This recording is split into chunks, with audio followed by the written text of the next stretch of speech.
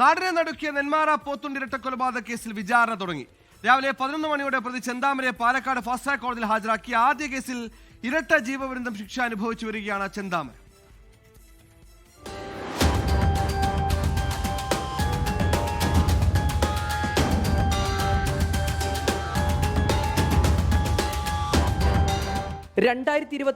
ജനുവരി 27 പോത്തുണ്ടിയിൽ നാടിന് നടുക്കിയ ഇരട്ടക്കൊലപാതകം നടന്നത്.